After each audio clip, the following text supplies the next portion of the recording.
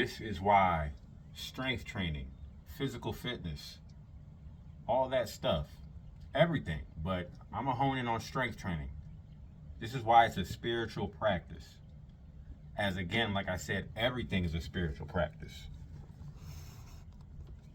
But when it comes down to the movements in the bodies that we are here utilizing and putting them through motion on this physical plane, there's always going to be a mind and muscle connection behind it.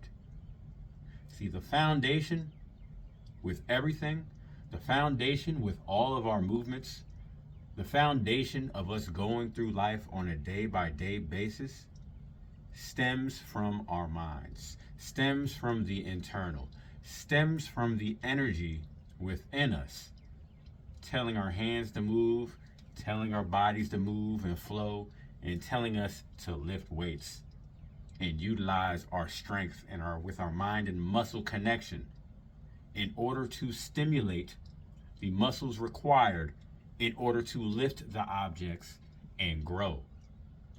What else corresponds with lifting weights as well as spirituality? Utilizing the breath. In order to move, we might need to breathe every now and then. Obviously, more than every now and then. We want to breathe consistently. That breath work in general ties in with the spiritual. Some will even say the breath is a part of the spirit. In Eastern philosophies, there's something known as chi energy, which correlates with the breath, the energy in the air, the oxygen, the spirit going within us in order to give us the energy necessary in order to move. So once we understand that grasp and that concept, and we study the first universal law, which is all is mental, then we know that that's going to directly correspond with our bodies. Again, bodybuilders even use the mind-muscle connection in order to engage the muscles fully. It is scientifically proven that if you pay attention to certain muscles in your body while you're moving or lifting weights, you're going to activate more muscle fibers. Imagine myself picking up this empty water jug. Why was I able to pick up this empty water jug? Where did that stem from originally? My mind communicated with my body, communicating with my hand to grab this water jug and hold it. Same thing. The mind is very powerful. Our body goes based off of what our mind tells it to do. Our bodies are just the effect of the cause from our minds. And you can tie that with everything. Our minds control our reality. Our minds dictate our perception, thus dictating our reality. And our minds essentially, gradually, dictate how we look physically. So that's going to be the foundation of everything. You can't get in shape with a poor quality mind. If you don't have a mind to guide your body, you can't move. You can't groove. So everything has to align and flow. Everything has to correspond accordingly in order for us to get to where we need to be physically. Another method that I'll add to this video is treating lifting weights as if it's a form of not exactly a martial art, but similar philosophies, a similar mindset, similar techniques even. Bruce Lee once said, "I'm not afraid of the man that knows 1,000 kicks. I'm afraid of the man that's practiced the same kick 1,000 times." Quality over quantity. Every single lift, you don't want to just count the reps. You want to make the reps count.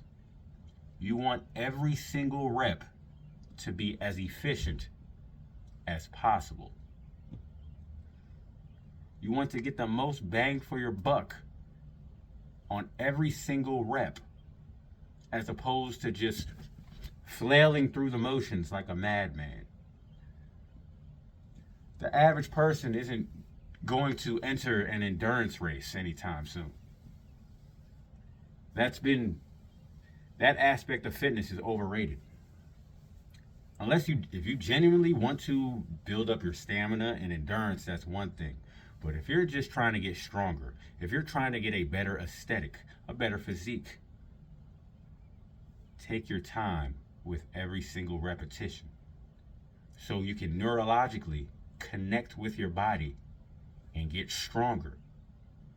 Connect with the muscles and engage them properly so they can build efficiently, thus creating a more aesthetic physique. Quality over quantity. Be present with every single lift as if it's a meditation. Mind and body and soul connection. That's how you're going to get the most bang for your buck when you're lifting weights. It all comes together. You know what I mean? So take your time. And if you don't have enough time in the gym, focus on one thing at a time.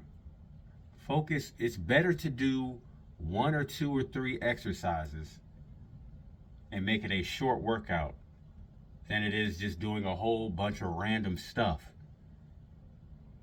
You know what I mean? That doesn't really tie in together. There are certain exercises and movements that you can do that are going to be way more effective than just trying to isolate every single muscle one by one.